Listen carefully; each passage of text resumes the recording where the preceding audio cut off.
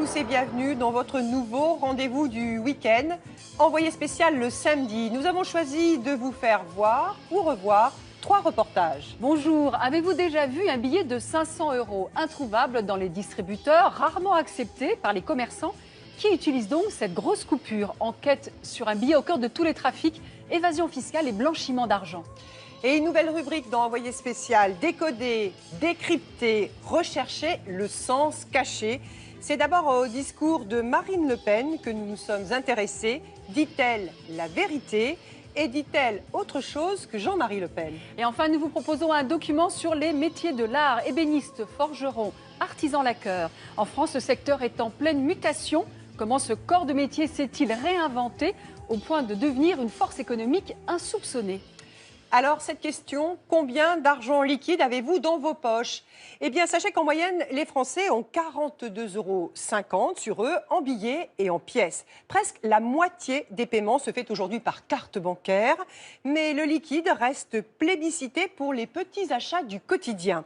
Mais alors, à quoi sert le billet de 500 €, très rarement accepté dans les magasins? C'est l'objet de cette première enquête. Pourquoi le billet de 500 € est-il aussi rare et pourquoi sent-il le soufre? Est-il au cœur de tous les trafics, évasion fiscale et blanchiment d'argent? C'est un reportage de Chloé Vienne. J'en avais entendu parler, mais comme vous, je ne l'avais jamais vu.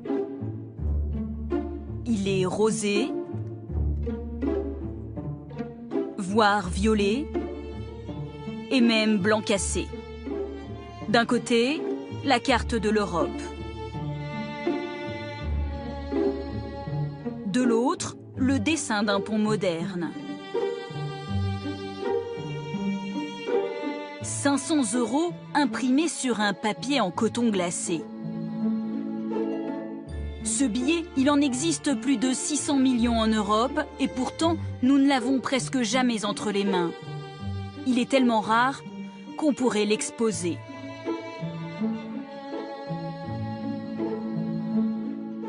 Pendant plusieurs mois, j'ai suivi à la trace ce billet pas comme les autres. Chez les commerçants, dans les banques. J'ai rencontré des clients un peu particuliers qui l'ont souvent entre les mains. J'ai découvert que ce mystérieux billet de 500 € servait de nombreux trafics.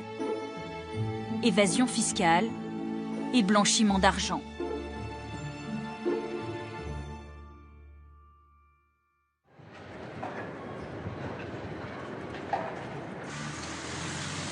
Ce billet de 500 que je n'ai jamais eu en poche, je décide de me le procurer. Mon premier réflexe, le distributeur automatique. La machine ne propose que des billets de 10 et de 20 €. Aucune coupure de 500. Je me rends alors dans plusieurs agences bancaires. Je filme en caméra cachée. Bonjour monsieur, juste un petit renseignement. Je peux pas retirer un billet de 500 €? Non. Ah, et ici, je peux retirer? Non plus. Ah. Merci. Au revoir. Bonjour. Je voulais savoir si je pouvais retirer 500 € en billet de 500. Non. Ah non, d'accord. Parce qu'au distributeur, on ne peut pas retirer un billet de 500? Ouais, non, jamais. D'accord. Bonjour. Quand j'insiste un peu, j'en deviens suspecte. Est-ce que vous aviez besoin d'un billet de 500 pour quelle raison? Ah ben, c'est personnel, non? C'est pour payer, oui. Un billet de 500. Merci, au revoir. 6 tentatives, 6 échecs. Une dernière possibilité s'offre à moi, appeler ma banque. Bonjour. Oui, bonjour. Je voudrais retirer 1500 € en billet de 500 €. Un billet de 500? Oui. Là, c'est vraiment très spécifique votre demande. Vous pouvez vous déplacer dans une agence pour qu'ils fassent une commande spécifique auprès des convoyeurs de fonds. D'accord. Eh bien, je vous remercie pour l'information. Merci. Au revoir. Pour obtenir ce billet, je dois donc le commander à mon agence bancaire. 10 jours plus tard, j'ai dans mon sac mon premier billet de 500 €. Il m'a été remis dans cette enveloppe plastifiée Beaucoup de précautions pour un seul billet. Je peux enfin découvrir et toucher cette coupure qu'on ne voit presque jamais. La dépenser sera-t-il aussi compliqué que se la procurer? Je commence dans des petites boutiques de mon quartier. Bonsoir. Je vais vous prendre une quiche au lardon, s'il vous plaît. Oui. Alors, soit en fait, la quiche. Ah, désolé, madame. Les billets, c'est ça, je l'ai pris. Pourquoi? Mais j'ai pas de machine déjà pour vérifier si c'est un bon fond. Alors 8,60 madame. Je peux vous payer, vous prenez les billets de 500? Ah non? Non. Pourquoi? C'est un billet de Parce que j'ai 500. pas la monnaie. Oui, mais j'ai pas la monnaie. Pas de monnaie ou crainte de faux billets? Aurais-je plus de chance si le montant de mes courses est plus élevé? Je me rends dans un supermarché. Si vous me donnez un billet de 500 €, Ouais. la monnaie, vous me videz ma caisse. Oui. C'est ce que je veux dire? Oui, J'ai mais, rien dans ma caisse. ouais, mais si je vous achète 10 bouteilles de champagne Ouais. à 350, alors vous prenez le billet de 500? Non, toujours pas. Donc c'est pas une question de caisse. C'est sûr. Mais ça, j'accepterai pas non plus. Vous non plus. C'est pas moi qui veux pas. Hein. Ah non, non, mais j'ai compris que c'était... Oui, j'ai compris que c'était la politique. Ouais, j'ai compris. Même pour une addition de plus de 400 €, mon billet de 500 n'est toujours pas accepté.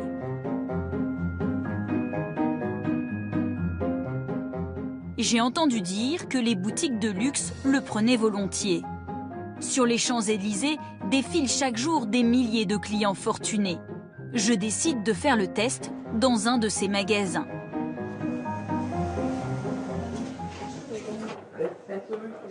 Je choisis une cravate en cachemire. 155 €. Vous m'avez dit que vous acceptez les billets de 500. Je peux payer en billet de 500. Nous, on a beaucoup de clients qui déposent des billets de 500 et merci à vous. C'est moi qui vous remercie. Bonne journée. Au revoir. Ah, voilà. Certains l'acceptent, d'autres refusent mon billet de 500. Ces commerçants en ont-ils le droit? Je me rends à la Banque de France.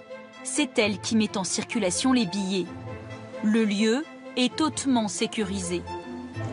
Difficile d'obtenir un rendez-vous, les caméras sont rarement les bienvenues. Gilles Vaissé a accepté de me recevoir. Il est en charge de la circulation des billets. Il m'explique que tous sont valables, mais c'est au client de faire la pointe. Le commerçant n'est pas un banquier. Donc il n'a pas à vous donner des tas de billets, des appoints avec des billets de 50, de 20 et de 10. Ce n'est pas son rôle. Donc si vous achetez une baguette, encore une fois, vous ne pouvez pas l'acheter avec un billet de 100. Enfin, vous ne pouvez pas. Résultat, pour une grosse coupure comme le billet de 500, Le commerçant est en droit de vous le refuser. C'est vrai qu'en France, ce billet, il sert... Il sert très peu. Hein? D'accord. Non, par rapport aux autres. Parce que...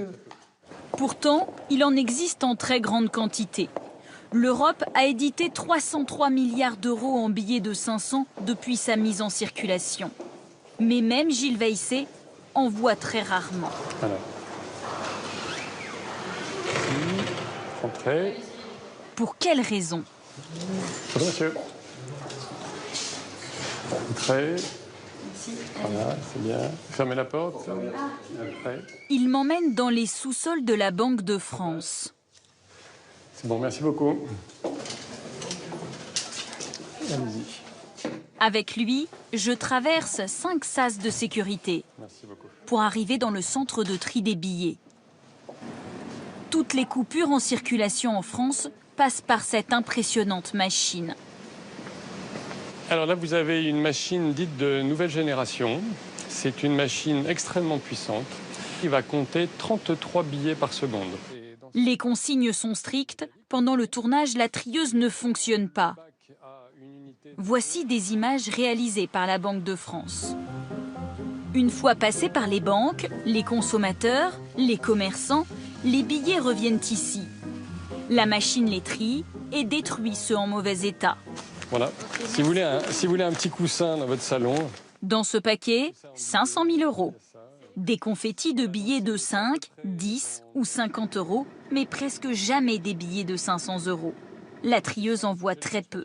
Les billets de 200 et de 500 reviennent très rarement, parce qu'encore une fois, ils sont souvent plutôt ce qu'on appelle des encaisses de précaution, c'est-à-dire que c'est des sommes qu'on met de côté, mais on n'utilise pas tous les jours pour faire ses cours chez le commerçant. Le billet de 500 € ne sert-il vraiment qu'à remplir les bas de laine? Il y a un homme qui est très souvent confronté à cette coupure. Il va me révéler à quoi elle sert. Roger Leloir est juge d'instruction au pôle financier de Paris. Une de ses spécialités, le blanchiment d'argent. Dans ses dossiers, le billet de 500 est très présent. Il sert surtout à blanchir les avoirs criminels et à permettre à la criminalité organisée de faire ses petits et gros trafics. On le retrouve en matière de criminalité financière avec toutes les infractions, la corruption, l'évasion fiscale, le trafic de drogue, l'usage par les mafias. Dans toutes ces activités, le billet de 500 € emprunte un circuit opaque et franchit discrètement les frontières. À l'aéroport de Roissy, près de Paris, Alexandre traque l'argent liquide et les grosses coupures. Il fait partie de la direction des opérations douanières. Il travaille en civil.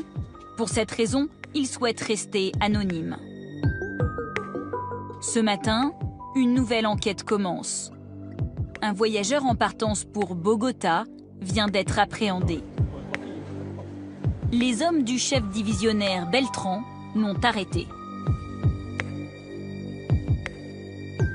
Donc, ce matin, on a eu notre attention attirée par ce voyageur, parce qu'il avait une belle gouttière avec son bras en écharpe. Donc, on a décidé de le contrôler. On a commencé par contrôler son bagage à main, un petit sac de sport qui ressemblait à pas grand-chose, et le sac de sport avait un fond très très épais. Dans le sac de sport, 102 000 € en petites coupures. Mais les douaniers vont découvrir une somme bien plus importante ailleurs. On a fait une palpation de sécurité et on a senti la gaine, et dans la gaine, donc il y avait 312 400 €. Dans cette gaine, collée à la peau, l'homme transportait plus de 300 000 €, 3 fois plus que dans son sac, grâce au billet de 500 €. Lorsqu'on prend le total des billets de 100, on arrive à 112 900 €. Donc on voit que ça fait une quantité assez importante d'argent en volume. Et après, lorsqu'on prend le total des billets de 500, qui sont là, on arrive directement pour un volume bien plus réduit à 180 500 €, soit quasiment le double. Pour les trafiquants, le billet de 500 € offre un précieux avantage. Avec lui, les grosses sommes prennent peu de place. Pour atteindre la somme de 500 000 € en billets de 10, il faut 50 000 billets. Ils tiendraient dans une valise. En billets de 50, il en faudrait 10 000 dans un sac de sport. En billets de 100, 5 000 billets peuvent être transportés dans un cartable. Et en billets de 500 €, 1000 billets suffisent. Ils rentreraient dans un paquet de gâteaux.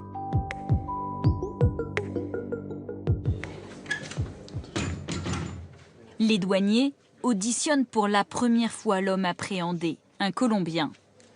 En France, la loi oblige une personne transportant une somme de plus de 10 000 € à la déclarer et à justifier de sa provenance. Dites-lui qu'on a fait le compte et qu'on a trouvé 416 000 € dissimulés sur lui. L'homme arrêté n'a rien déclaré. Les douaniers en sont persuadés, le prévenu a servi de mule pour transporter l'argent liquide. Mais il raconte aux douaniers une autre histoire qu'ils entendent régulièrement. C'est quoi votre activité? C'est quoi vos revenus mensuels à peu près? Je suis pilote et j'ai une entreprise de charbon. Je gagne 27 500 € par mois, surtout grâce à mon entreprise de charbon. La pratique habituelle dans ces cas-là, c'est que les personnes arrivent avec une histoire déjà construite pour pouvoir nous la donner à ce moment-là, mais ça résiste assez rarement à l'analyse des détails au cours de l'enquête qui suit. Voilà. Selon les douaniers, cet argent proviendrait d'un trafic de drogue entre l'Europe et la Colombie. S'ils parviennent à le prouver, ces billets deviendront propriété de l'État. Ah oui, c'est pas évident de faire rentrer autant de billets dans une boîte. Non, c'est pas évident, hein. C'est un dur métier, trafiquant. Le billet de 500 € est très recherché par les trafiquants, au point que certains en font un commerce.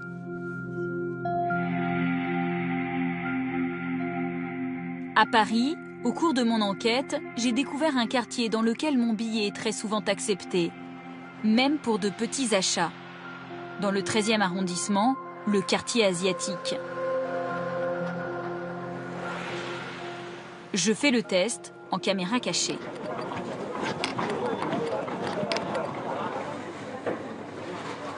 Pour 1 €, vous prenez des billets de 500? Oui. Oui, en monnaie.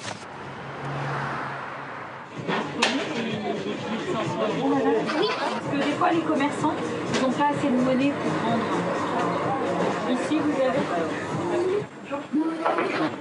Je cherche peut-être une coque pour mon iPhone 6. Et vous prenez le billet de 500 €? Oui, vous prenez les billets pour l'instant? Sur 15 commerçants testés, 12 acceptent mon billet de 500 €. Ici, peu de problèmes de monnaie et aucune crainte de contrefaçon. Comment expliquer cet engouement? Un commerçant du quartier m'a donné rendez-vous. Il va me révéler que cette coupure est l'objet d'un marché noir. Il y a ce qu'on appelle les acheteurs, les petits acheteurs. Ils sont 3-4 dans la communauté qui tournent dans Paris et nous demandent si nous avons des gros billets moyennant un petit billet supplémentaire. C'est-à-dire si on a un billet de 500, bon, la personne est prête à payer jusqu'à 520 € pour récupérer ce billet en échange de petites coupures. Un billet de 500 qui vaut 520 €. Il faciliterait l'évasion fiscale. Les petites coupures, c'est vraiment encombrant, vous voyez. Là, par exemple, vous voyez une enveloppe comme ça, l'épaisseur. Ça, c'est les billets de 500. 1, 2, 3, 4, 5, 6, 7, 8, 9. Il y en a 9 billets. Et ça, vous voyez les petites coupures. Voilà. Ça représente 5 billets. Pour traverser les frontières, c'est plus facile à ranger, à camoufler, à cacher. On camoufle dans les chaussettes, dans les chaussures, dans le fond des chaussures, quoi. Là, on peut faire passer 30-40 000 € facile, comme ça. Voilà. Au fil de mon enquête, le billet de 500 € devient de plus en plus sulfureux. Il me conduit vers des organisations mafieuses chargées de le blanchir. Après 2 mois de négociations, de contact en contact, je parviens à joindre un homme qui fait partie de l'un des plus puissants groupes mafieux italiens, la Cosa Nostra. L'homme me donne rendez-vous à Lyon. Je l'attends plusieurs heures à la gare. J'échange avec lui de nombreux SMS. Il veut s'assurer que je ne suis pas suivie. Finalement, un intermédiaire arrive. Il doit me mener jusqu'à lui.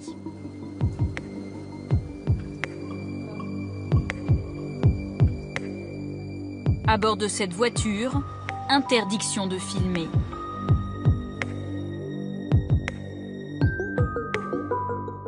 L'homme que j'ai contacté m'attend avec 2 de ses lieutenants dans la banlieue de Lyon. Ils ont choisi d'apparaître masqués. Ils portent tous une arme à la ceinture.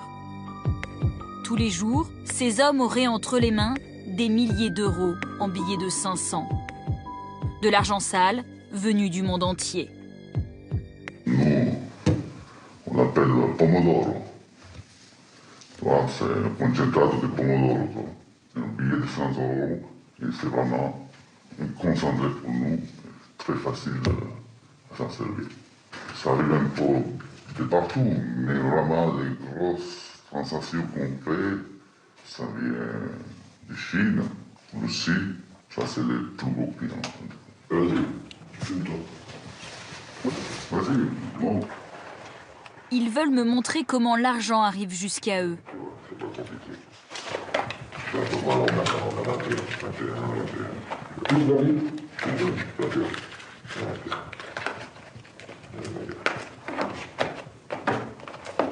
Et là, c'est Chalarage. En fait, tu peux même ouvrir par derrière, rentrer les billets, tu défais ici, tu enlèves le carton, tu rentres ça dedans, tu peux même refaire les cartouches. La cigarette qui charge. Plus de 200 000 € dans une cartouche de 10 paquets. Je veux vérifier l'authenticité de ces coupures.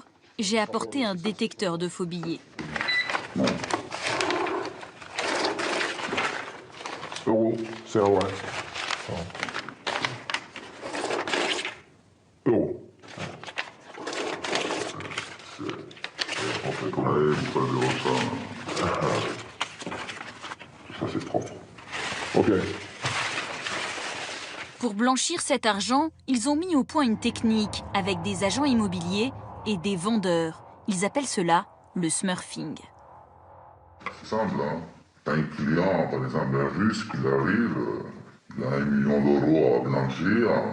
Nous, pour lui trouver des biens de 2 millions d'euros, il achète 1 million, il donne 1 million cash, et on a appelé le revend, 2 millions, et voilà, son argent est blanchi. Leur combine, mettre en relation acheteurs, vendeurs et agents immobiliers corrompus. Prenons l'exemple d'une personne qui veut blanchir 2 millions d'euros. Elle fait l'acquisition d'une maison sous-évaluée. Sur le marché, le bien vaut 3 millions. Elle l'achète sur le papier à 1 million à peine. Le reste, 2 millions, est versé en cash au vendeur. Quelques années plus tard, l'acquéreur vend sa maison à 3 millions d'euros. Il a réussi à blanchir 2 millions. Quant aux trafiquants, ils se rémunèrent en fonction du montant de la transaction.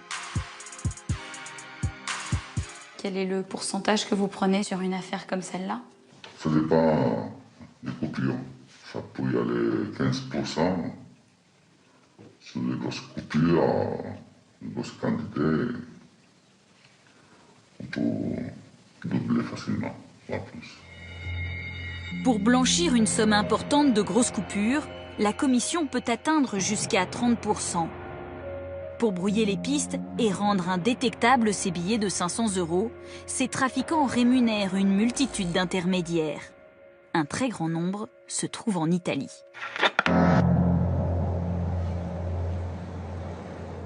Selon le dernier rapport de la Banque d'Italie, le pays serait devenu la plaque tournante du cash en Europe. De l'argent sale, blanchi à grande échelle. À Rome, je suis reçu à la Brigade des Finances par le colonel David Cardia, spécialiste de la lutte anti-mafia. Il est toujours accompagné de son chauffeur, armé. Il veut me montrer sa dernière saisie. Même si de l'extérieur ce sont des appartements qui semblent délabrés, en réalité ils sont toujours d'un luxe sans bornes. De l'extérieur on ne peut pas s'en rendre compte. Ce luxe, c'est pour eux un moyen de démontrer leur puissance et leur force criminelle. Il m'emmène en plein cœur de la ville, au pied de la fontaine de Trevi. Un parrain de la mafia italienne aurait choisi de blanchir son argent dans ce quartier historique. C'est la partie la plus belle et la plus prestigieuse du centre historique.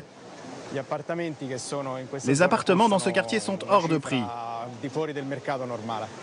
Le criminel présumé avait acheté en cash, dans cet immeuble, un appartement de 250 mètres carrés. C'est au 2e étage, là où les volets sont fermés. Vous voyez le 2e étage ? Je n'ai pas eu le droit de filmer l'intérieur de l'appartement. L'enquête est en cours. J'ai récupéré ces images tournées par la Brigade des Finances. Un duplex luxueux, plusieurs chambres avec à l'intérieur une grande collection d'œuvres d'art et de sculptures. Sur la terrasse, un jacuzzi. Le tout avec vue imprenable sur la fontaine de Trevi. Cet appartement vaut aujourd'hui plus de 5 millions d'euros. Le colonel est convaincu que l'homme ne l'a pas acheté à ce prix-là. Mais combien exactement? Impossible à dire, le logement a été payé en liquide avec de grosses coupures. Ce billet de 500 € est souvent utilisé pour des trafics illégaux.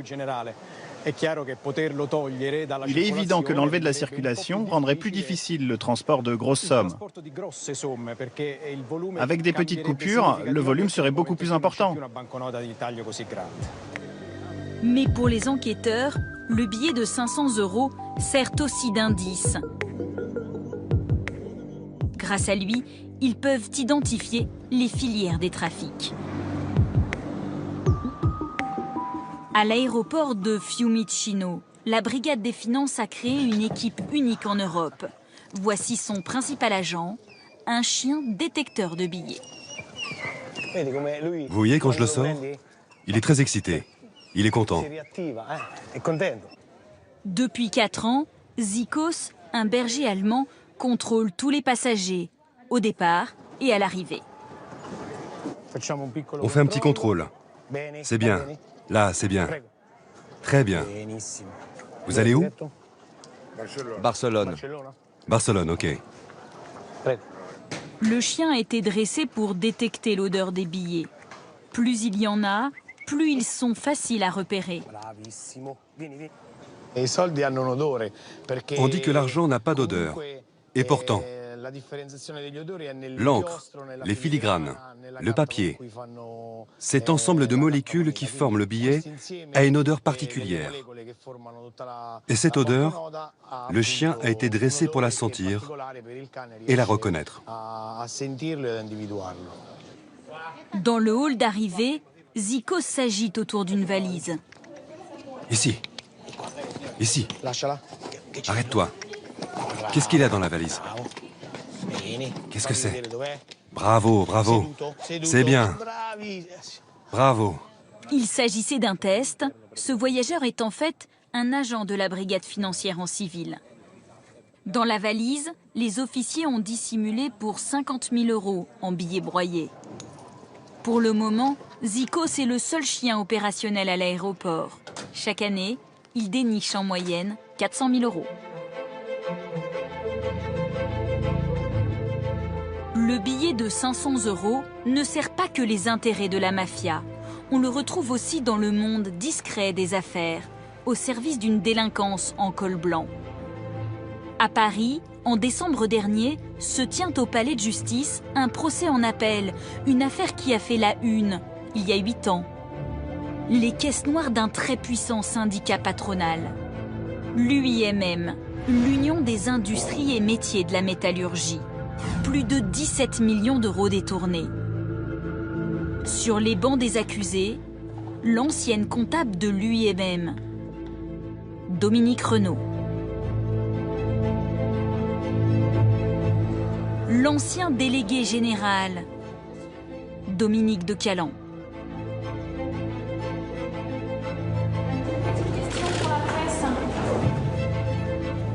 Le seul que je ne croiserai pas, entré dans la salle du tribunal par une porte dérobée, Denis Gauthier-Sauvagnac, l'ancien président de l'UIMM.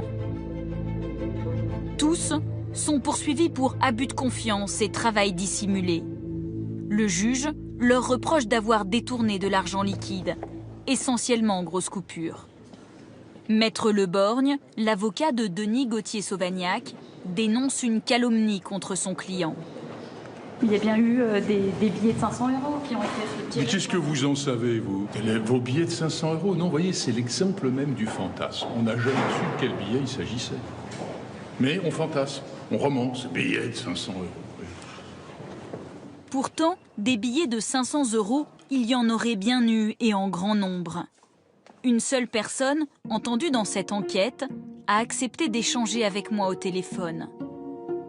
Elle me confirme l'utilisation de billets de 500 dans ses retraits d'argent.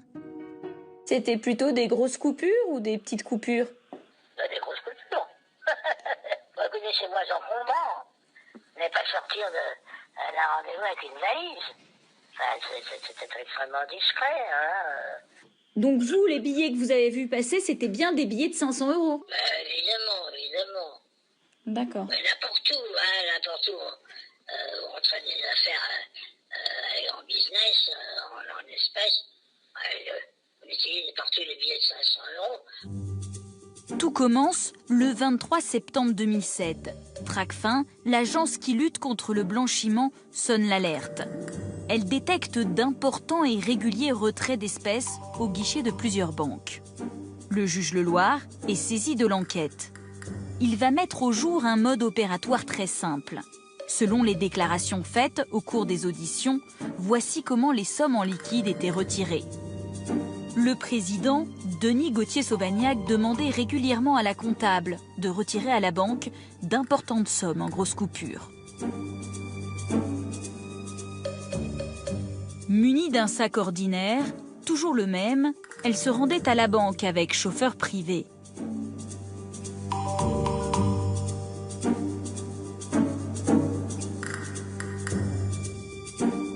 À l'abri des regards, le banquier lui remettait l'argent.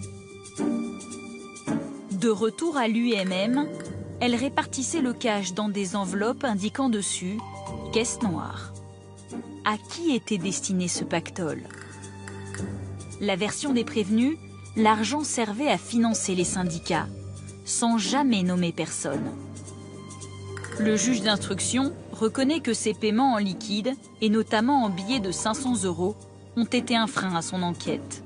Le résultat n'a pas été au niveau de nos espérances, bien évidemment, à cause de ces deux facteurs, l'omerta et le fait que les espèces, une fois qu'elles sont distribuées, on ne sait plus où elles vont. Le 1er décembre, les prévenus ont été reconnus coupables en appel d'abus de confiance, de travail dissimulé et de destruction de documents pour faire obstacle à la manifestation de la vérité. Denis Gauthier-Sauvagnat a été condamné à 2 ans de prison avec sursis et à 100 000 € d'amende. Son ex-bras droit, Dominique de Calan, a 50 000 € d'amende.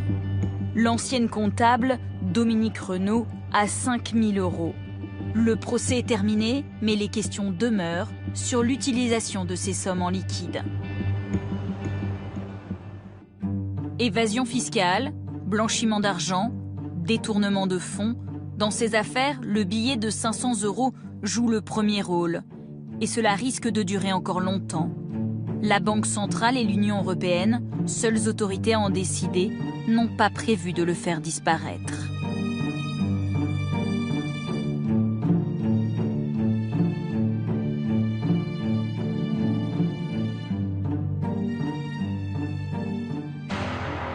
Une nouvelle rubrique maintenant dans notre émission. Dans le tourbillon de l'actualité, nous avons décidé de prendre du recul, de prendre le temps de décrypter, de décoder le sens caché des événements. Un personnage, une image, une vidéo, un mot. Pour la première, nous nous sommes penchés sur les discours de Marine Le Pen.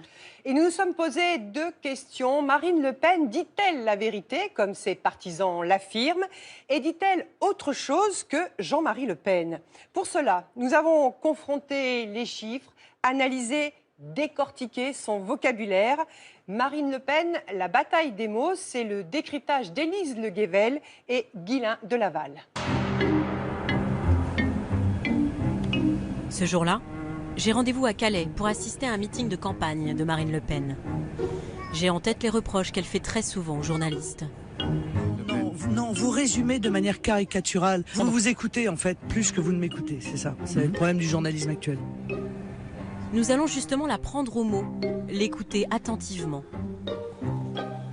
Dans ce cabaret, transformé en tribune politique, 500 personnes accueillent la candidate du Front National.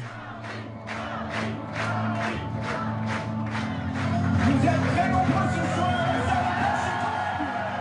Mes chers compatriotes, je dis bien mes chers compatriotes, car nos élites du MPS ont la fâcheuse tendance à vous exclure de la communauté nationale. Vous, citoyens de Calais, vous êtes régulièrement oubliés, méprisés et humiliés. Très vite, Marine Le Pen parle d'immigration. Le message est clair, la France ne peut plus accueillir de migrants. Nous avons atteint le seuil de saturation depuis bien longtemps. Un thème qu'elle décline longuement pendant ses 50 minutes de discours. Elle conclut avec un mauvais présage qui, selon elle, menace la région et la France.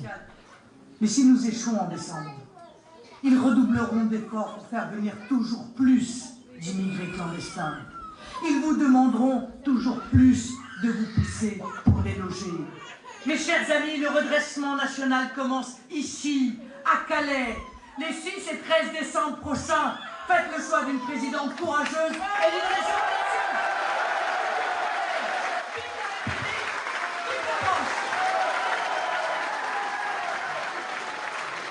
Dans la salle, le même mot revient dans la bouche des militants.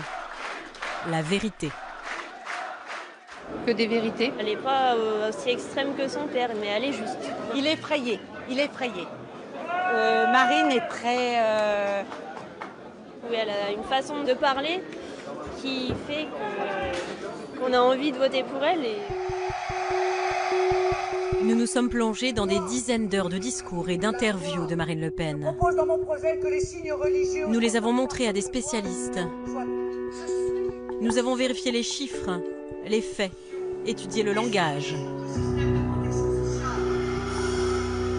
Marine Le Pen dit-elle la vérité? Que dit-elle et comment le dit-elle? Quels sont ses mots? En quoi est-ce que ses propos diffèrent de ceux de son père?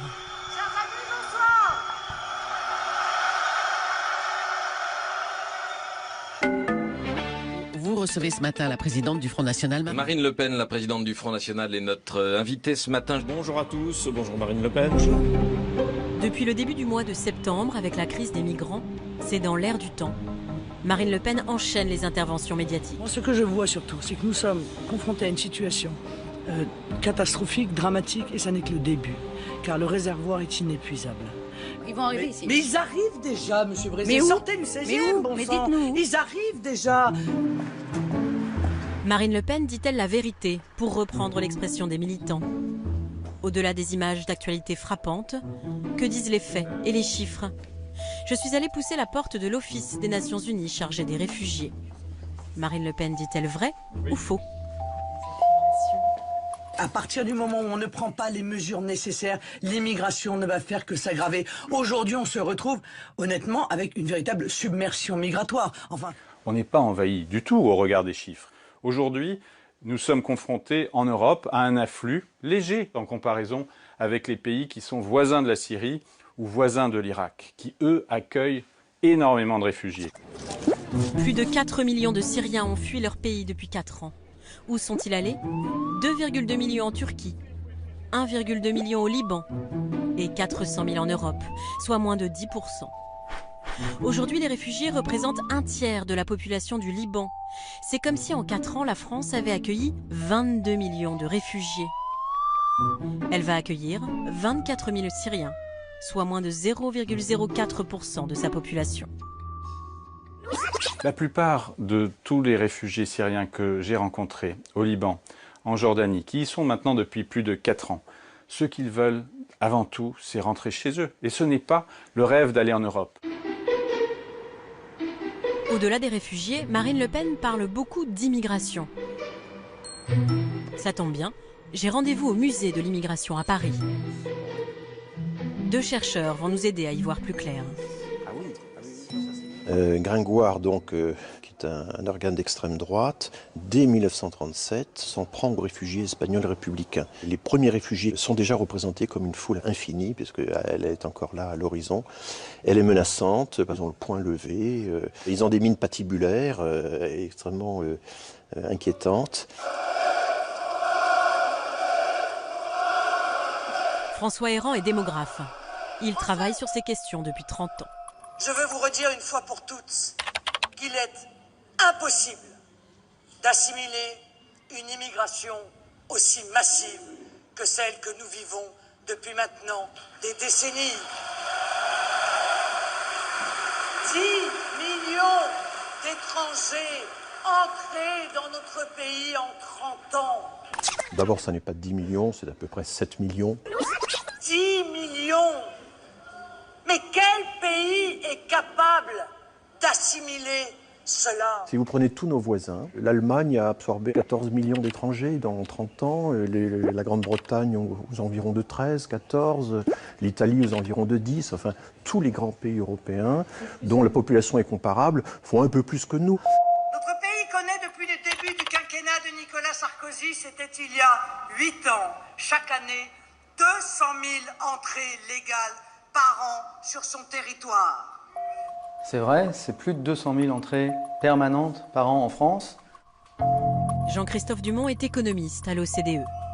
C'est un chiffre qui ne bouge pas, qui reste à ce niveau dramatiquement haut. Le chiffre est correct, mais elle donne l'impression que ce sont plus de 200 000 personnes qui s'installent définitivement chaque année en France. Ce n'est pas la réalité. Au bout d'un certain temps, environ un immigré sur 2 repart. L'immigration d'aujourd'hui est une immigration économique, dans un pays économiquement exsangue, qui grève nos comptes sociaux, pèse à la baisse sur nos salaires, déstabilise le marché de l'emploi. La réalité, au niveau macroéconomique, c'est que l'immigration n'a pas d'effet significatif sur les salaires et le chômage. On sous-entend que l'économie est un gâteau et qu'on a plus de convives, donc on va faire des plus petites parts pour partager entre tout le monde. Mais ce n'est pas comme ça que ça fonctionne l'économie. Parce que quand des gens contribuent au marché du travail, ils contribuent à faire augmenter la taille du gâteau. Si Marine Le Pen ne dit donc pas toujours la vérité, pourquoi son discours parle-t-il autant aux électeurs? Criez votre colère, hurlez votre espérance. Et surtout, pourquoi ces mots à elle convainquent plus que ceux de son père? Bougez-vous!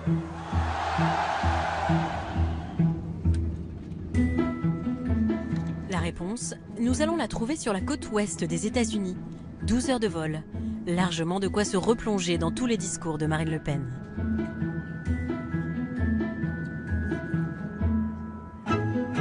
C'est en Californie, à la prestigieuse université de Stanford, que m'attend une chercheuse française. Cécile Alduy est professeure de littérature. Nous sommes a priori très loin de la politique. Et pourtant, il y a 2 ans, elle a décidé de s'intéresser à la rhétorique de Marine Le Pen, de la façon la plus scientifique possible. Là, ce sont tous les discours de Jean-Marie Le Pen dans la base de données, et on a un autre fichier pour Marine Le Pen. On a donc compilé 500 textes de Jean-Marie Le Pen, de Marine Le Pen, de 1987 à 2013. Et on essaie de voir c'est quoi les zones où ils se superposent, où ils disent la même chose avec les mêmes mots. Près d'1 million de mots passés au crible du logiciel. Et la surprise, il y a peu de superposition. En bleu, les expressions de Marine Le Pen. En rouge, celles de son père. Et donc là, la première chose, c'était grosse surprise quand même. Parce qu'il y a très peu de mots qui sont communs. Mais ça, c'est pas de l'ordre de l'intuition. Ah ben non, c'est vraiment pas du tout mon intuition d'ailleurs au départ. Je pensais qu'il y aurait beaucoup plus de recoupements dans les expressions utilisées. Mais elle a son style, au sens vraiment littéraire du terme, son idiolecte, à elle. Et donc elle choisit ses propres expressions. Et donc le choix des mots, ça semble, un petit peu anodin à la surface, mais en politique, c'est ça qui va faire le succès ou l'insuccès. Ce soir, Cécile Alduy donne une conférence à Stanford, devant d'autres universitaires, pour rendre compte des résultats de son travail. Le principal élément qui émerge, c'est que Marine Le Pen fait de la réédition très habile des discours de son père. Elle sait ce qu'il faut couper, ce qu'il faut garder, ce qu'il faut ajouter. Et d'abord, elle utilise le bouton « Supprime ». Marine Le Pen a effacé certains mots. Jamais elle ne parle de race, ni de français de souche. Aucun jeu de mots antisémite finit les chambres à gaz, point de détail de l'histoire. Les algorithmes que Cécile a utilisés lui ont révélé autre chose. Marine Le Pen n'a pas le même discours en fonction de son auditoire. Par exemple, sur l'immigration. Là, ce sont les mots les plus fréquents associés à l'immigration à la télévision. Ce qui vient d'abord, c'est la dimension économique. Dépenses, financement, économie, chômage. Quand elle est devant les militants, ce n'est plus du tout la même musique. Et ce n'est pas moi qui le dis, c'est le logiciel. Elle parle de ravages de l'immigration, solitude, isolement et la menace sur notre prospérité, notre sécurité, notre unité et notre identité. Démonstration, extrait à l'appui. Et celle-ci s'est plutôt bien déroulée. Encore une fois, je n'ai pas de haine à l'égard des étrangers. Ça n'est pas le racisme qui me pousse, je ne suis pas raciste. Je dis que l'immigration est un problème économique et qu'il faut le traiter comme un problème économique. Ça, c'est une phrase qui illustre vraiment la façade médiatique du discours sur l'immigration du Front National aujourd'hui. Ça réduit l'immigration à quelque chose de rationnel. Elle dit qu'il faut une immigration raisonnable et une logique purement arithmétique. C'est mathématique, il y a 5 millions de chômeurs, il y a 8 millions de pauvres. En gros, c'est pas que ce sont des immigrés, c'est que ce sont des gens en plus. Sorti des plateaux de télévision, le message n'est plus le même. Ces chiffres montrent que non seulement l'immigration en France n'a pas été freinée, mais qu'elle est volontairement accélérée dans un processus fou dont on se demande s'il n'a pas pour objectif le remplacement pur et simple de la population française. On entend dans certains quartiers que lorsqu'une personne âgée meurt, c'est une famille immigrée qui la remplace dans son appartement HLM. Le remplacement, c'est une obsession du Front National. C'est une obsession de longue date, qui a déjà été exprimée de multiples fois par Jean-Marie Le Pen, y compris dans ses programmes électoraux. Quand on l'interroge, je dis « Oh non, je crois pas du tout aux théories de complot, je suis très rationnelle, etc. » Mais Marine Le Pen, quand elle est face aux militants, elle en parle. C'est quoi le grand remplacement? Alors, le grand remplacement, c'est une thèse qui a été élaborée par Renaud Camus, qui dit qu'il y a donc un complot mondial qui est organisé pour que des populations immigrées viennent et remplacent les Français de souche. Est-ce que ça renvoie à l'idée d'un grand remplacement? Non mais en l'occurrence, je n'ai pas utilisé ce terme, et j'ai fait, encore une fois, une référence parce que je crois que... Est-ce que ça renvoie à l'idée soutenue par certains ça. Vous êtes un combattant sémantique. Ah, vous adorez ça, les débats de mots, etc. Effectivement, elle prend bien soin de ne pas utiliser le mot remplacement lorsqu'elle est à la télévision ou la radio. Donc elle va lisser son vocabulaire pour présenter une image présidentiable, de gouvernante qui gérerait très bien la Maison France. Un double discours qui n'est pas inhabituel. Voici un autre exemple, ce qu'est être français pour Marine Le Pen, ici sur France 2.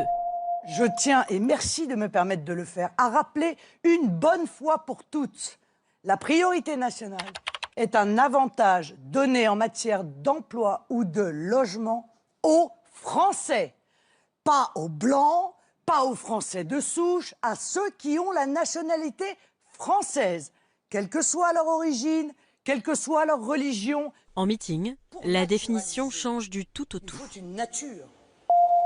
Pour naturaliser français, il faut une nature française, une terre française, un air français. On ne naturalisera jamais dans une morne grisaille de béton et de bitume. On ne naturalisera d'ailleurs aucun jeune Français, même si ses parents sont Français depuis des générations, sans qu'ils ne se reconnaissent une terre, une souche, des racines. En implicite, les jeunes des cités ne peuvent pas devenir français parce qu'ils vivent dans le bitume, dans la cité, dans le béton. Et c'est toute l'ambiguïté de Marine Le Pen. C'est-à-dire, à un moment donné, elle va dire ce qui est important, c'est avoir les papiers d'identité français. Et de notre jour, elle va revenir dans la vision de Jean-Marie Le Pen, c'est-à-dire une vision biologique de la nationalité française. Et c'est à longueur de temps comme ça. Et selon le moment, elle va avoir telle ou telle posture. Stéphane Vanish a travaillé avec Cécile Alduy, la chercheuse de Stanford. Il avait fait le même exercice, il y a 15 ans, avec les textes de Jean-Marie Le Pen. Et la grande surprise, c'est que ce n'est pas aussi différent qu'on le pensait. Au départ, on était parti sur un principe qu'il y avait une véritable coupure entre le père et la fille. Et en fin de compte, la coupure est certes sémantique, mais pas idéologique. Non, nous ne sommes pas xénophobes. Nous sommes passionnément francophiles. C'est la novlangue de Marine Le Pen, c'est-à-dire qu'au lieu d'être négative, elle va essayer de positiver en créant de nouveaux mots pour éviter les aspects négatifs, pour pouvoir attirer un nouvel électorat. Passionnément francophiles.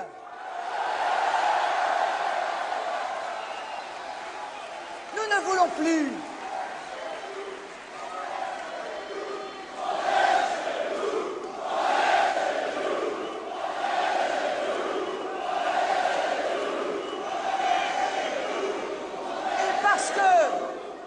Parce que vous êtes chez vous. Pourquoi vous souriez là? Parce qu'elle s'exclut. Ses militants et ses sympathisants sont restés les mêmes. Et on est chez nous, qui est maintenant le slogan de l'extrême droite en France, prouve que rien n'a changé en fait. Du coup, elle reprend le slogan de la foule en disant « vous êtes chez vous » et pas « nous sommes chez nous », parce qu'elle ne veut pas être, comment dirais-je, responsable du dire de cette foule. Et je trouve que c'est assez doué, entre guillemets, c'est-à-dire qu'elle va s'auto-exclure du slogan traditionnel de l'extrême droite pour rester acceptable.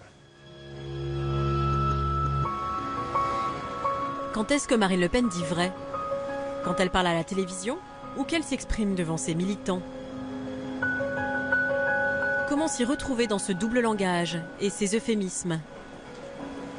D'autant plus qu'elle s'est emparée de concepts marqués à gauche. Le meilleur exemple, la laïcité. La laïcité partout et tout le temps. La laïcité, voilà que je suis la seule à la défendre. J'interdirai les signes religieux ostentatoires pour les usagers des services publics. Je n'ai pas à connaître la religion de la voyageuse qui est à côté de moi dans le train. Comment on va réaliser cette mesure? Ça veut dire qu'il faut mettre de la police dans le métro, vouloir faire la chasse à une femme parce qu'elle a un foulard, et puis, encore une fois, ça veut dire aussi les hommes qui portent une kippa, il n'y a aucune raison dans ce cas-là, et puis les gens qui ont des croix, les gens vont pas accepter, ils vont protester, tout ça. Quand ils vont voir, même ceux qui croient qu'ils sont d'accord, quand ils vont voir ce que ça signifie, ils vont protester, pardon. Jean Bobéro est historien, le spécialiste de la laïcité en France. Interdire les signes religieux ostentatoires lui semble non seulement irréaliste, mais totalement contraire au principe même de la loi de 1905, qui définit la laïcité. Voilà. Merci. Elle change l'esprit de la loi. En 1905, il y a eu un débat sur le port de la soutane. Et Aristide Briand, le père de la loi de 1905, a dit que la séparation des églises et de l'État, c'était un régime de liberté et qu'il n'était pas question d'interdire aux gens de se vêtir comme ils le voulaient. Elle a réussi vraiment son OPA, puisque c'est la première fois dans l'histoire de la laïcité française qu'un parti d'extrême droite peut s'emparer de ce thème de la laïcité et le mettre à sa sauce, je dirais. Ce qui inquiète Jean Bobéro, c'est la façon dont Marine Le Pen utilise la laïcité pour cibler la communauté musulmane. Je me bats pour préserver la laïcité parce que j'y tiens. Or aujourd'hui, je suis désolé de le dire, mais enfin, il n'y a pas de juifs qui combattent la laïcité, il n'y a pas de catholiques qui combattent la laïcité, où ils sont si peu qu'on les a à peine vus. En revanche, il existe des groupements politico-religieux qui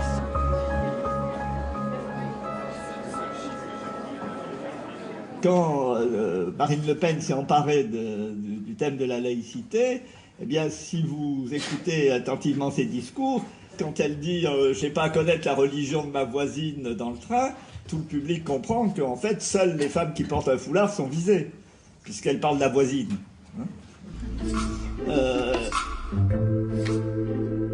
Laurin de Saint-Affrique n'est pas historien, ni chercheur. C'est l'ancien conseiller en communication de Jean-Marie Le Pen, exclu du parti en 1994. Comment faire pour que lorsqu'il est question d'islam et d'islamisme, on ne soit pas automatiquement accusé de pratique ou de volonté discriminatoire? C'est très simple, il suffisait de capter le thème de la laïcité. Eh bien là, elle atteint tout de même des couches de la population qui jusqu'à présent pensaient racisme, et qui maintenant voit liberté républicaine grâce à ce mot dont elle s'est emparée avec beaucoup d'efficacité. Laurin de Saint-Affrique croit pourtant déceler quelques grains de sable dans ce nouveau langage. Par exemple, lorsqu'elle compare les prières de rue à l'occupation. Et puis il y a eu des prières sur la voie publique. Je suis désolé, mais pour ceux qui aiment beaucoup parler de la Seconde Guerre mondiale, s'il s'agit de parler d'occupation, on pourrait en parler. Ou sur un tout autre sujet, lors du dernier discours du 1er mai 2015, en hommage à Jeanne d'Arc.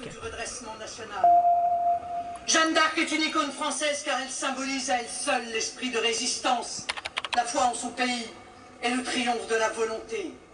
Près de 6 siècles... Le triomphe de la volonté, ça vous avait fait réagir à l'époque? Oui, c'est vrai, parce que je ne savais pas que la cinéphilie de Marine Le Pen pouvait aller jusqu'à s'intéresser au cinéma allemand des années 30. Le triomphe de la volonté, c'est avec Les Dieux du Stade, l'un des 2 grands films d'une réalisatrice cinéaste allemande qui s'appelait Leni Riefenstahl et qui était la grande cinéaste de la période du national-socialisme.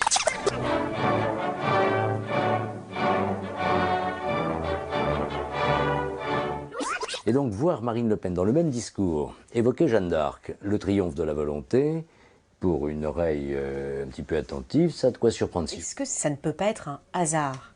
Est-ce qu'on vous l'entendait souvent, l'expression triomphe de la volonté, dans la vie courante? Moi, je ne sais pas, mais en tout cas, pour une responsable politique, députée européenne, Imaginez si elle dit ça à des collègues allemands, eux, ils vont réagir. Bon, elle ne peut pas se permettre ce genre de choses. Il y voit dans les deux cas des allusions volontaires, sorte de gages envoyés par Marine Le Pen à sa frange la plus radicale. Il y a eu aussi beaucoup de soutiens qui ne sont pas des soutiens chrétiens-démocrates, si je puis dire, voyez-vous. Et on sait quelle part ils ont eu, y compris personnellement pour Marine Le Pen, dans son accession à la présidence du Front National. Et donc il faut quand même, de temps en temps, envoyer quelque chose de ce côté-là. Un peu tiré par les cheveux, peut-être. D'autant plus que dans ce contexte de brouille père-fille, Laurin de Saint-Affrique vient de se réconcilier avec Jean-Marie Le Pen. Ils retravaillent dorénavant ensemble. Pourtant, nous avons trouvé d'autres allusions. Comme dans cette interview donnée à Radio Classique au mois de septembre dernier. Aujourd'hui, on se retrouve honnêtement avec une véritable submersion migratoire. Enfin, je veux dire, j'appelle tous ceux qui nous écoutent à lire ou à relire Le Camp des Saints de Jean Raspail. Ce roman, publié en 1973, raconte l'arrivée imminente d'1 million de migrants sur les côtes françaises. Voici un résumé par son auteur.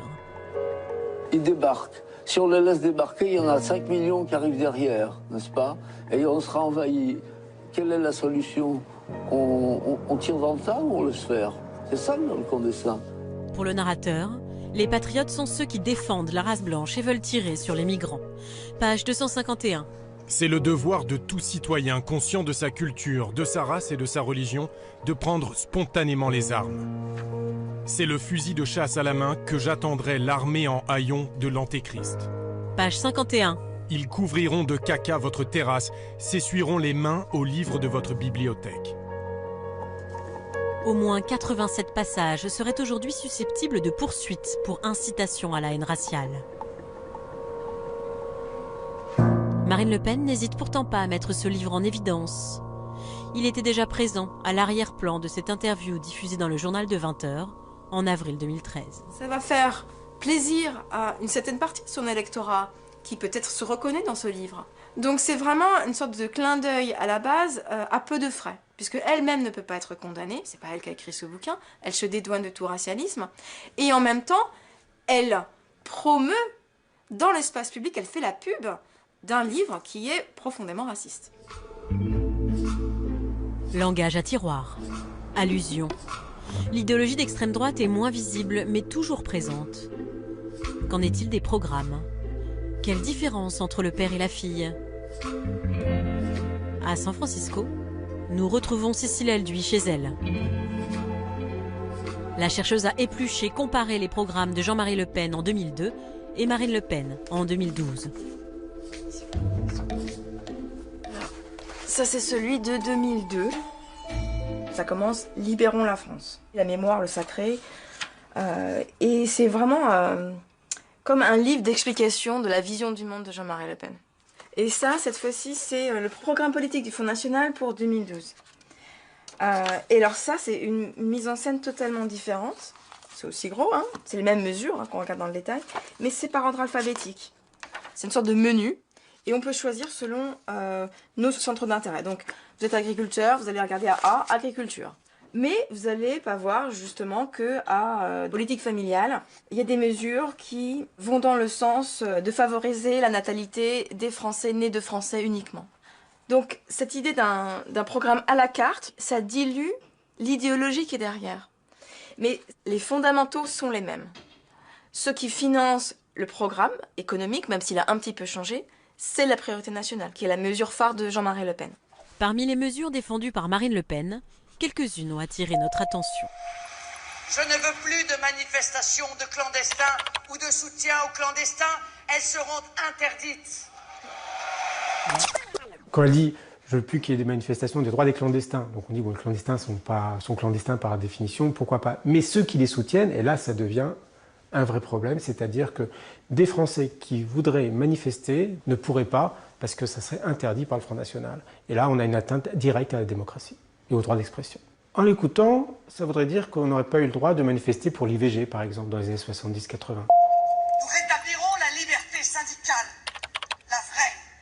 Partout, nous permettrons la création de syndicats véritablement libres qu'alors rejoindront les salariés, les fonctionnaires, les employés, les ouvriers, les agriculteurs, qui par millions viennent à nous. Alors, ce qui est très dangereux, c'est qu'un État, un parti politique n'a pas à créer de syndicats. C'est une affaire privée, les syndicats. Ça commence à être beaucoup, c'est-à-dire tous les corps intermédiaires et les moyens d'expression doivent être contrôlés pour maîtriser totalement la société française. Jean-Marie Le Pen voulait transformer la société avec ses idées et ses propres mots. Le complot euro-mondialiste. La fraternité qui seule réconcilie. Marine Le Pen veut prendre le pouvoir avec les mots des autres. Oui, la France. Les idées, elles, n'ont pas vraiment changé.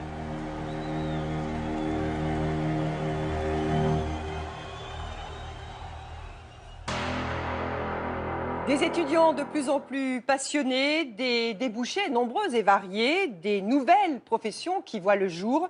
Les arts appliqués connaissent une renaissance. Mais qui achète ces réalisations d'excellence? Il faut se rendre à des milliers de kilomètres de Paris, dans les Émirats, où les artisans vont vendre le savoir-faire français. Ce sont des portraits réalisés par Jean-Pierre Métivé et Jean-Marie Lecartier. C'est une force économique méconnue. Un trésor national insoupçonné.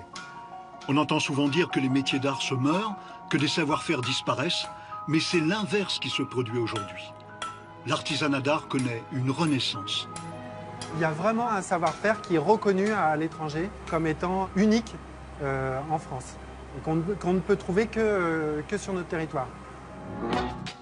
Une nouvelle génération de créateurs s'installe, qui renoncent à l'argent ou à la sécurité, pour vivre une passion. C'est vrai que c'est un métier qui me faisait rêver. Je crois que je n'avais pas envie de faire comme tout le monde. J'ai tout fait pour l'apprendre le mieux possible, le plus vite possible. Et ça m'a vraiment beaucoup plu.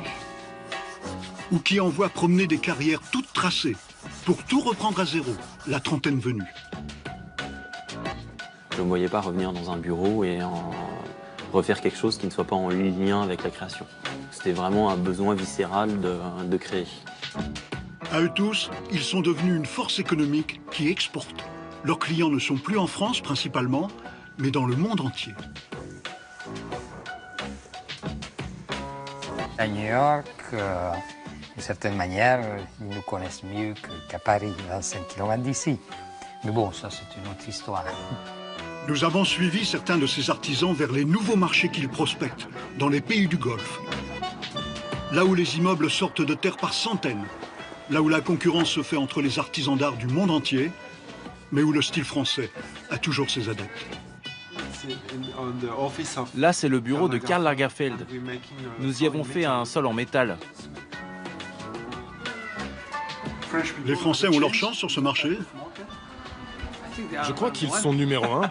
Enfin, parmi les numéros 1. Voyage dans un pays inconnu, celui de la belle ouvrage, des métiers d'exception et de leur nouveau souffle.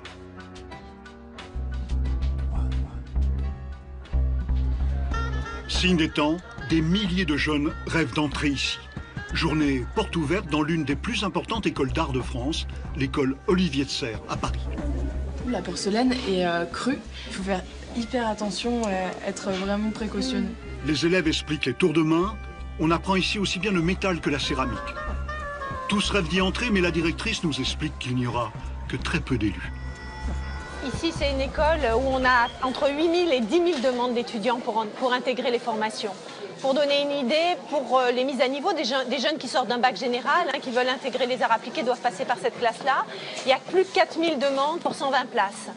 Donc évidemment, ça donne des étudiants qui sont extrêmement motivés, des jeunes qu'on va avoir du mal à mettre à la porte le soir. Le problème pour eux, c'est de quitter l'école. C'est pas de les retenir. Ils restent jusqu'à pas d'heure. Ils voudraient rester ici, ils voudraient dormir ici, ils voudraient passer leur vie ici. Il y a beaucoup de bonheur et beaucoup d'intensité dans ces études. Ici, on est en lac. C'est tout un univers. L'école limite le nombre d'étudiants dans chaque discipline. En lac, seulement 6 élèves par an. Un numerus clausus qui assure du travail à la sortie. Complètement. Ça va, je vous dis, des paravents, du mobilier, du luxe, du surluxe, donc la bijouterie. Montblanc a toujours des gammes de stylos laqués, Dupont, des briquets laqués. Nous avons des étudiants qui sont partis travailler pour Hermès en tant que consultants. Donc c'est vraiment très très vaste et varié. C'est une école où les élèves s'essayent à toutes les disciplines avant de choisir leur voie. Donc là, on va rentrer dans l'atelier métal.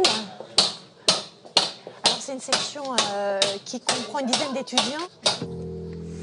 10 étudiants en métal, des filles surtout, pour un métier millénaire qui a toujours été l'apanage des hommes. Voici la nouvelle ère des dames du fer, particulièrement remontée. En fait, c'était ce rapport de force avec la matière qui m'intéressait. Et vraiment sentir la sueur sur mon front, sentir que je méritais ce que j'allais avoir à la fin. Et vraiment, une réalisation concrète de mes idées avec la matière, c'est vraiment ce qui m'intéressait le plus. On a plus de testostérone que les garçons actuellement. Sûrement que c'est ça. Et un peu plus de bras aussi. Voilà. Elle ne sait pas encore quelle spécialité elle choisira. L'école forme pour le design, l'architecture d'intérieur, les paysages, la création de boutiques, les vidéoclips, les décors de théâtre. Aura-t-elle la vie facile? Nous avons posé la question à l'une des professeurs, elle-même artisan. La vie, elle est difficile de toute façon. Moi, ce que je dis simplement, c'est qu'ils ont une passion. Et une vie dure avec une passion, c'est quand même plus doux qu'une vie dure sans passion. La passion, ça prend de drôles de chemins de traverse parfois.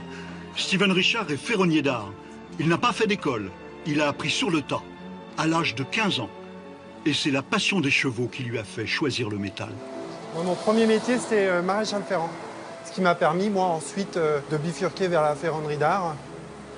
J'ai eu simplement à adapter mes techniques de forge de maréchal aux techniques de forge de ferronnerie. Il a été apprenti compagnon jusqu'en Allemagne et en Angleterre. Là, il a pu voir que les métiers d'art avaient disparu, ce qui n'est pas le cas en France, qui a su garder sa tradition. Un atout qu'on connaît mal. L'année dernière, j'ai eu un appel d'un Canadien qui voulait venir faire son apprentissage ici. On avait un Japonais qui essaye là, de venir travailler avec nous, ne serait-ce qu'à Paris. Vous voyez, moi j'ai des clients allemands qui viennent à Paris parce qu'il y a tout un tissu artisanal qui est unique au monde. Mais la tradition, ça ne nourrit plus une boutique d'artisans avec 3 compagnons. Question de survie pour eux, il faut être dans l'air du temps, créer, inventer. Là-bas, on a Richard qui est en train de forger les pièces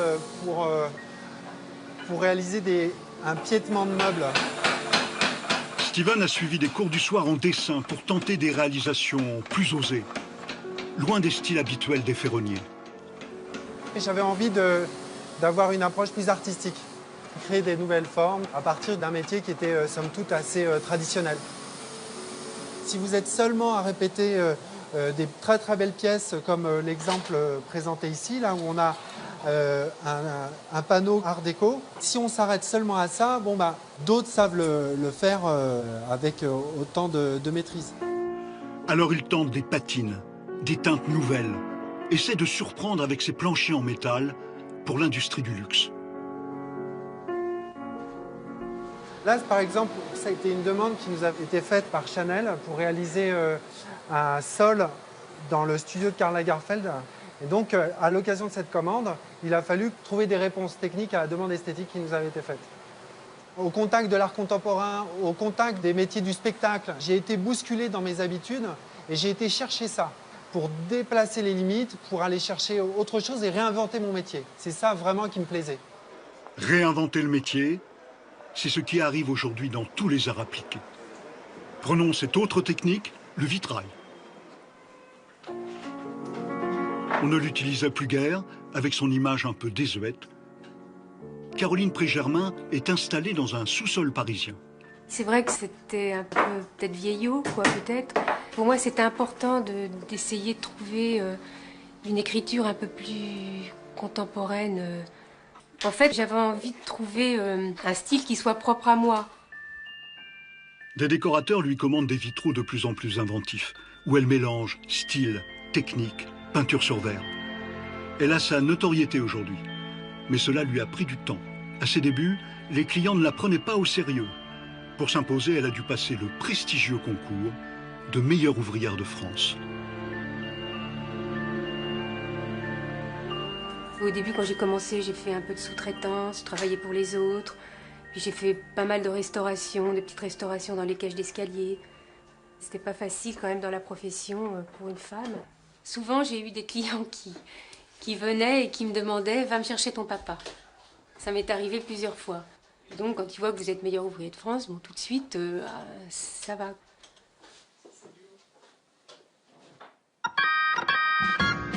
Lorsqu'on évoque les métiers d'art, on pense immédiatement tradition, restauration d'œuvres dans les châteaux, les musées. On oublie tous ces créateurs, ceux qui font bouger les lignes.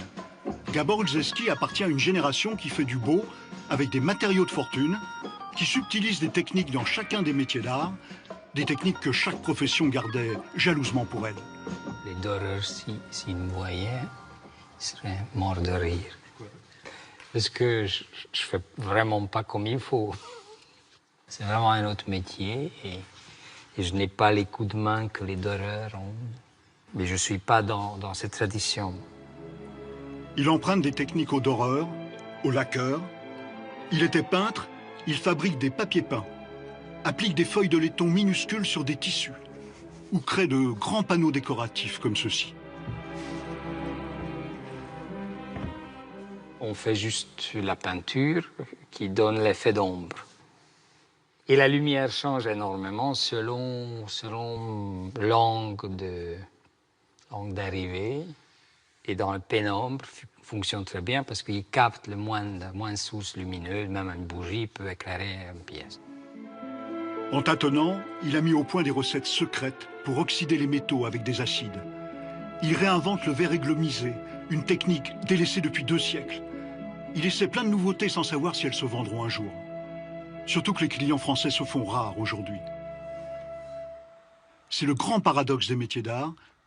Ils ne font pas recette en France. Nul n'est prophète en son pays. Là, c'est une commande pour la Suisse. C'est une commande pour un particulier.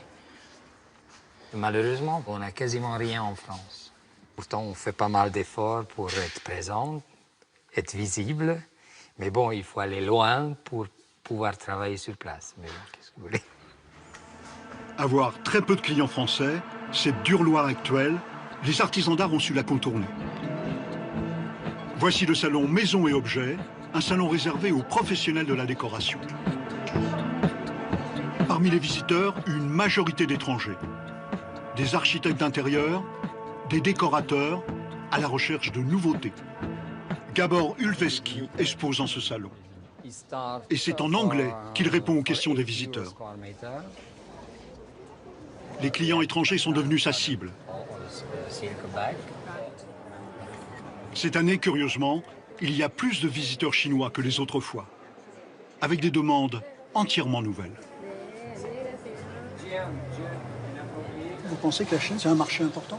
Ils sont là, ils viennent commander, ils viennent plus proposer la collaboration ou fabriquer nos papiers peints chez eux. Non, ils viennent pour acheter nos papiers peints. Moi, j'ai des commandes de la part d'un grand architecte de Hong Kong. J'ai des commandes de lacs chinois. Il faut faire quand même.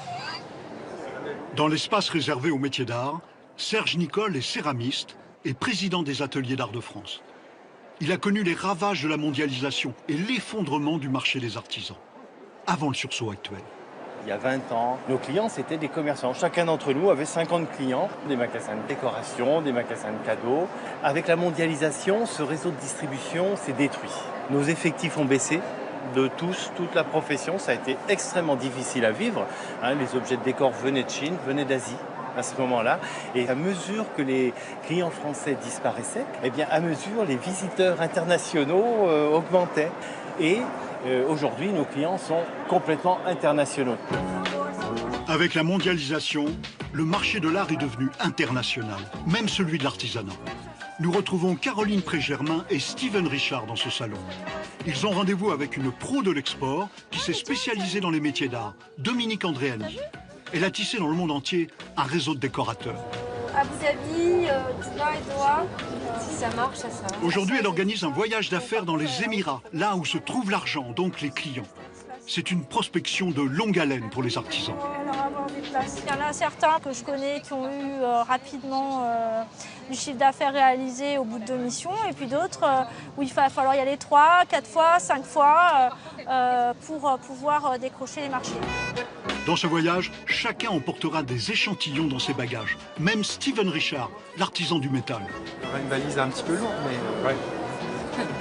Nous avons retrouvé Caroline et Steven dans leurs ateliers avant leur départ. Caroline Prégermain s'essaye à un style arabisant. C'est un client que je vais voir, que j'irai voir au Qatar, quand j'irai à la prochaine mission. Il m'a commandé ça. Là, des motifs un peu plus orientaux, en fait, que j'ai fait. Et j'ai fait d'autres motifs plus classiques, comme ça. Et de son côté, Steven compte sur ses nouveaux planchers en métal. Alors ça, c'est des échantillons que je vais prendre pour notre déplacement au Moyen-Orient. Là, c'est des propositions de sol 100% métal et là, un mélange bois-métal. Quand on est sur ces mélanges de tradition et d'innovation, ça suscite toujours de l'intérêt. Leur destination, Dubaï, l'un des Émirats arabes unis dans le Golfe.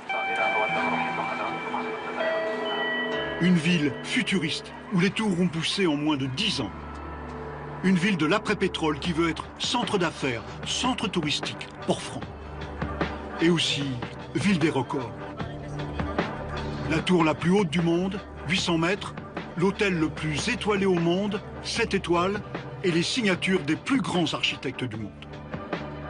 Et des centaines de cabinets internationaux de décorateurs se sont installés ici. Quand nous retrouvons Caroline, Dominique et Steven, ils sont déjà depuis une semaine dans le Golfe. Ils sont allés au Qatar, à Oman, les voici à Dubaï. Et c'est leur 20e rendez-vous d'affaires. C'est un rythme soutenu. Tout se joue comme ça sur une vingtaine de rendez-vous. Plus on en fait, plus on augmente nos chances d'obtenir des résultats. Plutôt que d'être dans son petit atelier, tout seul, dans son coin, ça ouvre des perspectives et c'est motivant, ça donne la pêche et non, c'est intéressant. De toute façon, ça sera positif pour moi. Je pense que ça va déboucher sur du travail, enfin j'espère. À quoi ressemble un rendez-vous d'affaires à Dubaï? Les artisans ne voient jamais les clients. Même leur nom reste secret. Tout passe par des intermédiaires, des décorateurs, qui ont des projets à 1 an, 2 ans. Le jeu pour les artisans, c'est d'engranger des commandes pour l'année prochaine. Et chacun a un quart d'heure pour convaincre. C'est le grand oral. Ça passe ou ça casse. Il faut montrer les références, les réalisations, les nouveautés. Là, c'est un hôtel sur les Champs-Élysées. On a mélangé des feuilles d'or et du métal. Pendant que Steven argumente, d'autres artisans français du groupe attendent leur tour. La tension est perceptible. Chacun joue gros dans ces instants. Je suis sûr que vous n'avez jamais vu cela. C'est très nouveau. Et est-ce que le métal se raye? Non, une rayure restera invisible. C'est notre design, mais nous pouvons l'adapter pour vous. C'est possible. Ah, vous êtes très flexible. On essaiera toujours de trouver une solution. Ici, on ne comprend pas toujours la qualité de l'artisanat d'art français. Et une copie asiatique, moins belle, mais 30% moins chère, peut facilement être préférée. L'export, c'est pas un claquement de doigts, hein. On nous attend pas. Là, on est aux frontières de 2 continents, de 3 continents. Ils sont beaucoup plus ouverts que nous sur des productions asiatiques, américaines, européennes, africaines, leur propre production locale. Et c'est au tour de Caroline Prégermain. Elle aussi a dû apprendre à se vendre. Elle aussi se retrouve face à des sphinx qui ne disent jamais si un produit peut les intéresser pour une décoration. Voici un nouveau produit. On a mis un miroir derrière. Mais comment savoir si un contact peut devenir une touche gagnante dans quelques mois? Si l'entretien a accroché, si votre création sera retenue. Oui, c'est un style arabisant. Et tout est du sur-mesure et toujours des pièces uniques. Premières impressions à chaud pour Caroline Prégermain, qui n'est pas entièrement convaincue par ce contact. Il faut leur expliquer vraiment ce que c'est. Bon, même la technique, ils ne connaissent pas. En fait. Ah bon? Non. Non, pas du tout. Donc il y a toute une éducation à faire. Et comment vous sentez si c'est un bon contact ou pas? aux questions posées? Tu le vois par rapport à la clientèle qu'ils ont. Par exemple, eux, ils ont beaucoup de restaurants et je pense pas que mon produit, comme il coûte assez cher, ils peuvent le mettre dans des endroits comme ça. Mais souvent, ils trouvent ça beau quand même. Ils aiment bien. Ils apprécient le travail, oui. Des immeubles, des bureaux qui seront à décorer dans un an peut-être. Parfois, les rendez-vous sont plus confidentiels. Dominique Andréani roule vers Abu Dhabi avec un autre artisan français, Marianne Ghettoni, qui réalise des décors peints en trompe-l'œil. Ils ont rendez-vous sur le chantier du nouveau palais présidentiel d'Abu Dhabi, un chantier pharaonique. Nous ne pourrons pas les accompagner. Les architectes ne veulent pas être filmés. C'est souvent le cas lorsque leurs clients sont des familles royales. Là déjà, pour avoir un rendez-vous, c'est assez compliqué. Donc là, on est vraiment au cœur du palais. Donc ça va être... Tout est discret en fait ici. Oui, tout à fait. Bon, Donc là, on va devoir vous laisser là. Bon rendez-vous alors. Ah merci, à tout à l'heure. Oui, bien sûr. Le chantier représente des milliers de mètres carrés. L'entretien dure une demi-heure. Nous les retrouvons ensuite dans un hôtel tout proche, typique de l'architecture d'intérieur d'Abu Dhabi. Apparemment, l'entretien a été positif. Les peintures décoratives de Marianne ont accroché. Ils sont intéressés par le travail de Marianne, surtout pour des matières, métallisation, des choses assez innovantes et assez nouvelles, entre guillemets. C'est le meilleur rendez-vous de la semaine pour moi. Ouais, tout à fait, oui. Ça serait, un seul rendez-vous comme ça me suffirait à chaque mission. Allez, on sort. De retour à Dubaï, comme après chaque journée de travail, les artisans feront le point. L'une d'eux réalise des coffrets parfumés. Valérie, bonjour. Pour elle, la journée a été bonne. On va bien commande. C'est cool. Commande, un contact. Un client, mais c'est la 3e que je lui envoie. Super. Ouais, toi, Caro écoute, moi, oui, ce matin, j'ai vu le client... Étonnant de voir ces artisans d'art démarcher à l'export, agir comme de grosses entreprises, peaufiner des stratégies. On ne peut pas exporter notre savoir ou notre travail. En imposant nos goûts, il faut aussi, je pense, s'adapter. Le classique français, par exemple, aura du mal à s'exporter, il faut l'arranger pour que ça puisse fonctionner ici. Mais tout en conservant une exigence de qualité irréprochable, et ça, il ne faut pas en démordre. Étonnant car cette mission coûte cher, 6 000 € par personne. Les artisans n'en paient que 2 000, car il y a un coup de pouce. Régine Perrallon représente une chambre des métiers qui paie la différence avec l'aide d'une région française. Actuellement, la situation est quand même difficile pour ces métiers exceptionnels. En France, un certain type de clientèle n'achète plus ces produits parce que le niveau de vie a dû baisser, je suppose. Et donc, ce n'est qu'à l'export qu'ils peuvent être vendus. J'ai des témoignages tous les jours, que ce soit sur les salons, en mission, comme ça. On me dit sans l'export, la société ne survivrait pas. À la France. À l'export de nos projets. Allez à l'export. L'artisanat. Car il existe aussi une fragilité des métiers d'art. C'est leur dépendance à l'ère du temps, aux effets de mode, aux goûts qui changent.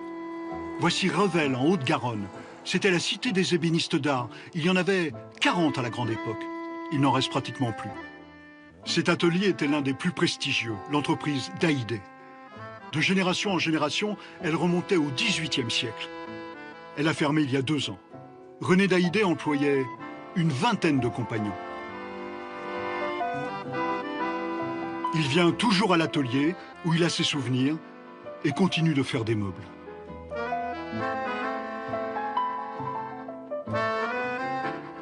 Venir ici tous les jours, ça vous fait pas mal au cœur, hein? Bon, mais enfin, j'ai l'impression que c'est pas complètement mort, vous voyez, le fait de pouvoir encore traduire certains meubles. Non, je crois que ça lui manquerait, en fait, beaucoup, s'il venait pas à l'atelier. Et donc, bon, on peut pas, d'un jour ou l'autre, arrêter dans sa vie ce qu'on a toujours fait. Chaque jour, il refait ses gestes traditionnels, ces mêmes tours de main qu'il a enseignés à des dizaines d'ouvriers dans sa vie. Voilà, Voilà. Ça a quelque chose de sensuel, vous voyez. Hein? C'est irréversible. Si vraiment on laisse disparaître complètement ce savoir-faire, c'est dommage parce que ce type de produit, évidemment, en quelque sorte, faisait partie du patrimoine national. L'entreprise a encore tout un stock de mobilier. Des copies de meubles grand siècle, au bronze doré à leur fin, dont les originaux sont dans des musées. Là, il s'agit du bureau Louis XVI qui appartenait à Marie-Antoinette, qui se trouve au Louvre. C'étaient les intérieurs chics des décennies précédentes, des meubles coûtant de 9 000 à 30 000 euros. Ce magnifique bureau plat, qui était le bureau de Catherine II de Russie. Eux aussi étaient connus au-delà des frontières. C'était de l'exportation pour des VIPs, pour des personnages très importants, comme le Shah d'Iran, le sultan de Brunei, le roi de Thaïlande, l'empereur Hirohito. Voilà le type de clientèle que nous avions via des décorateurs, des architectes d'intérieur, parce qu'on ne les approche pas facilement, ces gens-là. Leur passion les entraînait loin parfois. Et alors là, nous voilà devant le chef-d'œuvre incontesté de l'histoire de l'ébénisterie, le secrétaire à cylindre de Louis XV. Nous, personnellement, on a passé un peu plus de 5 ans, 17 500 heures pour réaliser ce bureau. Il n'y a plus aucun atelier qui soit capable de refaire ce meuble-là, c'est fini, quoi. C'est le dernier des Mohicans. Nous représentions les derniers dinosaures. Le bon goût disparaît. Hein?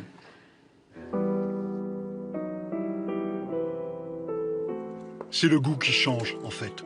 Les pages se tournent, des goûts nouveaux apparaissent, portés par d'autres artisans, d'autres passionnés qui viennent d'autres horizons. Constantin Lannes a refait sa vie à mi-parcours, a hésité longtemps entre la sculpture sur bronze et le bois. Et finalement, il a créé son entreprise d'ébénisterie. Noyer du Périgord. Il mélange les matières, les matériaux composites, le bois, le bronze, les patines, travaille des formes modernes. Auparavant, il dirigeait l'informatique d'un groupe de presse. Un jour, il a tout envoyé promener pour vivre sa passion. Ah, t'avais bonne profondeur. On me disait que ma carrière était toute tracée, que j'allais devenir ensuite un directeur d'un pays, puis l'Europe, etc. Ça me correspondait absolument pas. Quand ils m'ont annoncé ça, c'était vraiment une angoisse. Je ne me voyais pas revenir dans un bureau et refaire quelque chose qui ne soit pas en lien avec la création. C'était vraiment un besoin viscéral de créer. Alors il a refait un parcours complet, à 30 ans passés. L'apprentissage d'abord, puis ouvrier pendant 3 ans chez un ébéniste, tout en devant rassurer son entourage, qui ne comprenait pas toujours son choix. C'est des moments de doute, c'est des moments d'intense réflexion, on recommence à zéro. On a le jugement des autres quand on change de carrière. Mais pourquoi tu fais ça? Tu gagnais beaucoup mieux ta vie. Ils se rendent compte au fur et à mesure qu'on est sur la bonne voie, puisqu'ils nous voient en fait nous épanouir, être heureux et en plus gagner correctement notre vie. Donc c'est bien. Lui aussi prospecte à l'étranger, même si le hasard a voulu nous faire rencontrer un couple de ses clients français, des voisins qui travaillent dans le cinéma. Vous voulez venir voir de votre table? Aujourd'hui, ils prennent livraison de leurs commandes. Les heureux clients. Les heureux clients de cette table. Oh, et franchement. Magnifique. C'est beau. Hein. Elle est d'une sensualité, cette table, elle est magnifique. Il y a toujours ce petit pincement au cœur de l'artisan de voir partir une œuvre. C'est bien, ça va faire plaisir à quelqu'un. Ça y est, il va vivre. Il va vivre sa vie de meuble. De l'informatique, l'hypermodernité, il est retourné au plus primal, le bois, pour créer du neuf, comme des centaines d'autres artisans qui ont trouvé le bonheur dans l'atelier et qui ont su en faire une force économique insoupçonnée, mais bien vivante.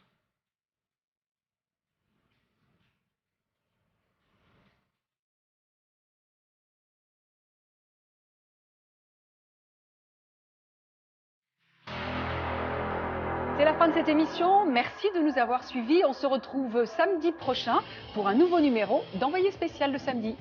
Et avant cela, rendez-vous jeudi pour un prochain numéro d'Envoyé spécial avec des reportages et des enquêtes inédites. D'ici là, très bel après-midi sur France 2.